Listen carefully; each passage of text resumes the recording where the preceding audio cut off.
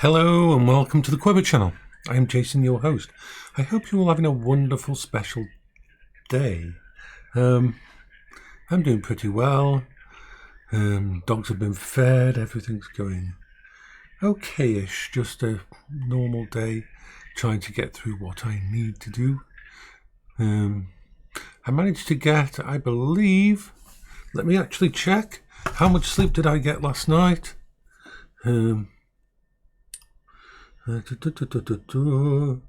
Okay, so I got about 3 hours 29 minutes of sleep in total, and that's not bad at all. Not bad at all for me. So, making a few changes at the moment. As I said, I was doing an upgrade and doing a test and make sure everything was working. This is the system that's got my Pi Amiga software, which is like a evolution, emulation and upgrade to the Amiga interface system. Now, this is a probably 2012 Dell Latitude laptop. It's not really much good for most things. It's only got a dual core processor in it, but that dual core processor is running at something like 2.6 gigahertz. Now, to put that in perspective, the original Amiga ran at something like 7 point something megahertz. So anything like this can run those emulation softwares easy as hell. It has way more power than a lot of things. It's quite a heavy laptop because it's a Latitude. So this one works fine. When I was doing a test with this one, the Panasonic Toughbook CF19, something like that, I realised that even though it's got a 2-core, 4-thread processor, it has a very, very odd graphical system. Now, it works fine as an Apocalypse laptop or as an Apocalypse. Let me just undo this and show you what I mean. So let's put it in its tablet mode. Let's just and just plug this back over and set it all back up as a proper thing. So it's set up as tablet mode, and I'm going to just turn it on. There. That'll come up in a minute. And that is, the actual screen is extreme bleed washout. It's usable. It is usable. I mean, and in a pinch, it'll do for a lot of things, but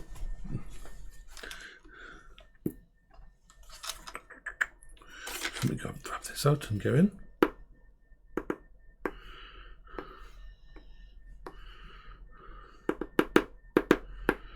No, it's not trying to, it's trying to, you have to swing it in a certain way to get it to thing. I'm not going to try and mess with it to go in. I usually play it, but actually I just realised what to do. So let's just get it.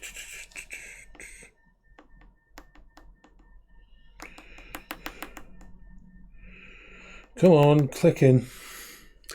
It's not going to activate.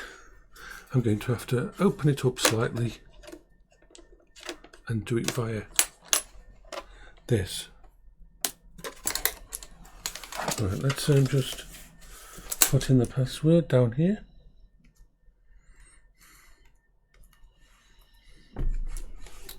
Yeah, that works. That worked.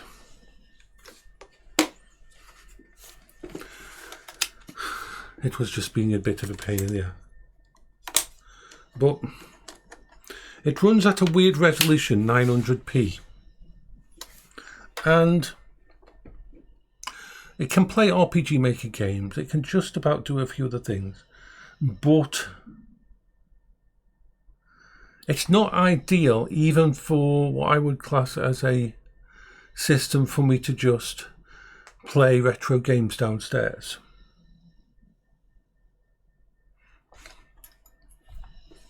Oh, remind me in 3 days. Yeah. But it's for its use, it's not bad. It's not meant to be a high definition display. This is meant to be usable as a tablet and actually able to do things with. And it is usable, but you can't really plug it into another monitor. See, how I would usually retro game is this. I would have this on the side and plug in a VGA monitor cable and take it to a 1080p monitor. This hates 1080p monitors. It really does. It's like when you try to put it through a 1080p monitor, it's just very blurry. You can't alter it. It's weird. Normally you would be able to change it, but it doesn't even recognize that monitors are a certain resolution. I mean, it's from 2012. And it uses the integrated graphics on this is an Intel HD 4000. Horrible thing. Still usable though. So yeah, I can use it for Discord. I can use it in a bad situation. I can get to my email. I can do all the things that you want to do in a situation, an apocalypse situation when things have gone down. It's got a full set of all my documents. It's got a full set of all my pictures and artwork and everything that Paola did. It's got all the basics and it can play really basic games. But if I wanted to say, let's say I want to play, it's working now. If I wanted to play a proper game and that without hassle, that in a normal situation, it's lacking. If we go to, I'm just going to go to here and I'm going to here.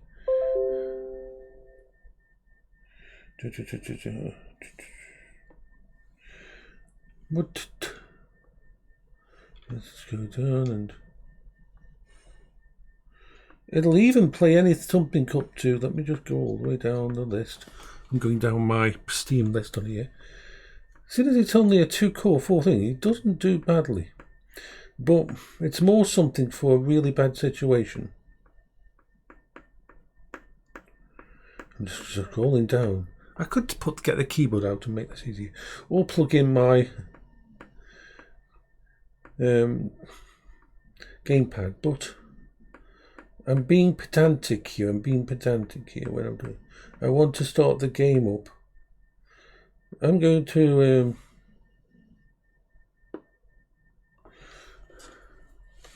so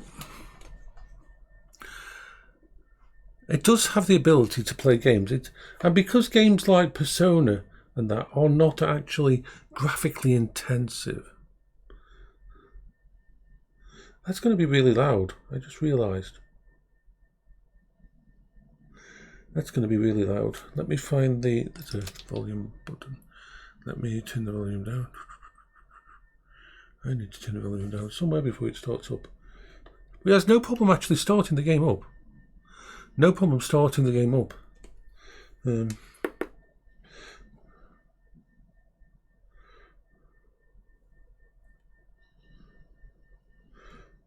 That's going to be really loud.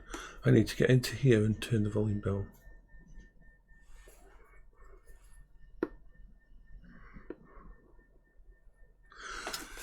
So, as a little worst case scenario, if everything goes to hell,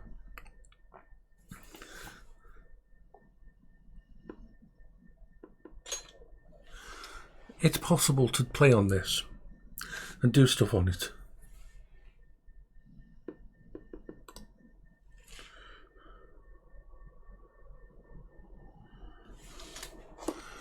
For example, that's Persona 5.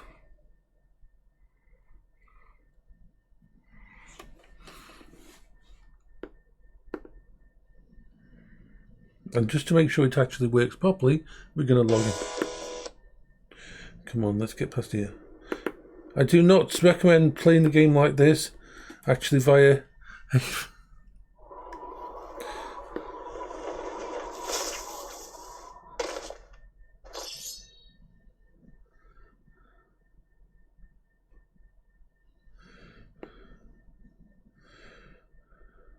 Let's see what's going on.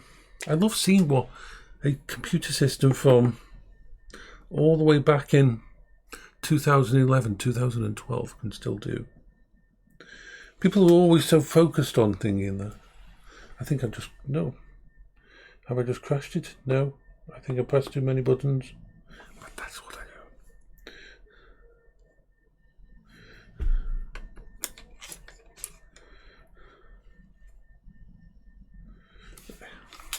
I'm going to just leave it there for a little bit.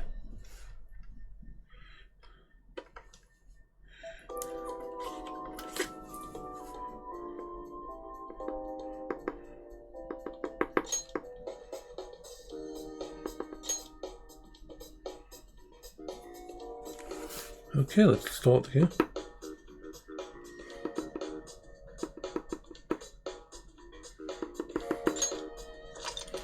We'll start the game.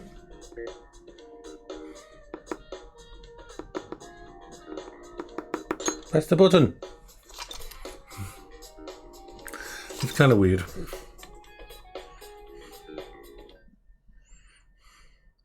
I don't think this has touchscreen controls for the game.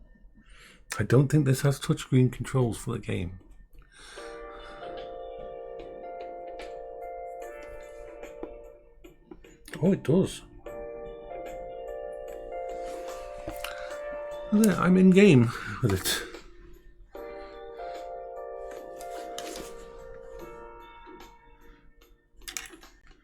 It actually will. Yeah, let's shut that down before we get to. But as I said, it works. It's still usable, and in a bad situation, it's an amazing piece of kit. I can vlog, I can use the internet, I can gain access to some of my coping strategies. I've even got Audible books installed on there from Big Finish for worst case scenario situations.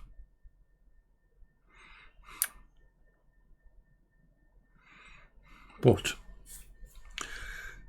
I do want an equivalent of that, but that can do a little bit more. And so that is why I've sold a couple of items recently. The last one being the 7900 XT graphics card. So once again, when I sell something, that money goes straight into more coping strategies, more electronics, more equipment that can have. So I've managed to get hold of a... It was actually really freaking cheap. Let's put that in perspective. It's a tablet like that, but it's a more modern one with a 10th gen processor, 16 gigs RAM, and it uses an NVMe M2. I can actually probably put a 4 terabyte M2 in it. So it's not a... It's going to be able to do all the stuff that does. I'll transfer all the stuff over it.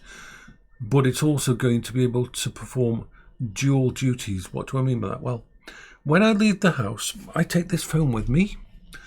This phone connects with my headphones and my DJI mic and all that, so I can check all things and change the noise cancelling and all that kind of twickery-goodery. And the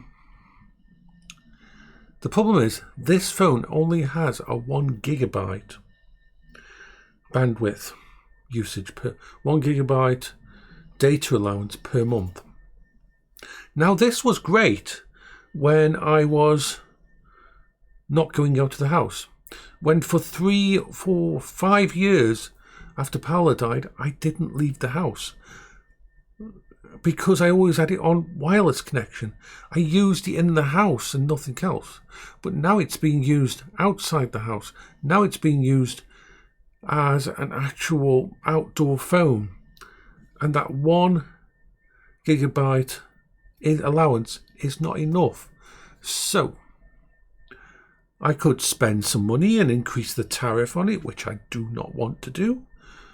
Or I can wirelessly connect this to the new tablet that I'm getting, because the new tablet has a 4G SIM thingy, and use that as a router and connect this to it and use that as and still use this wirelessly, but while I'm outside the house, and use that tablet that I'll have as a base station. So that's what it's going to be used for. And it's only 10.1 inches in size, which means it's small enough for me to fit it in with either of my mobility scooters. So that's where that's coming in. It'll be used downstairs as a full retro gaming rig. Anything up to like The Long Dark and things like this. Even Star Trek Online will run on it fine. But outside the house, it will perform the functions of being a base station for wherever I go, to help my brain not panic. So yeah, that's all that's the stuff I'm messing with at the moment. So these two are going to be put back in their EMP covers for another month and put away as a thingy. And I was going to use that one as a gaming thing downstairs and sort of doing some little gaming things on that. But no, we cannot do that in the way I want to. So yeah, I had a ramble. Anyway, I hope everybody's okay. I am okay. A bit tired this morning, but that's understandable. Not going to be going out on the Quimgo for probably another week. We've got another storm coming in, that's yellow weather warnings and stuff like that until tomorrow, and then Wednesday's supposed to be the last of it, and then from there on it should get a little bit better.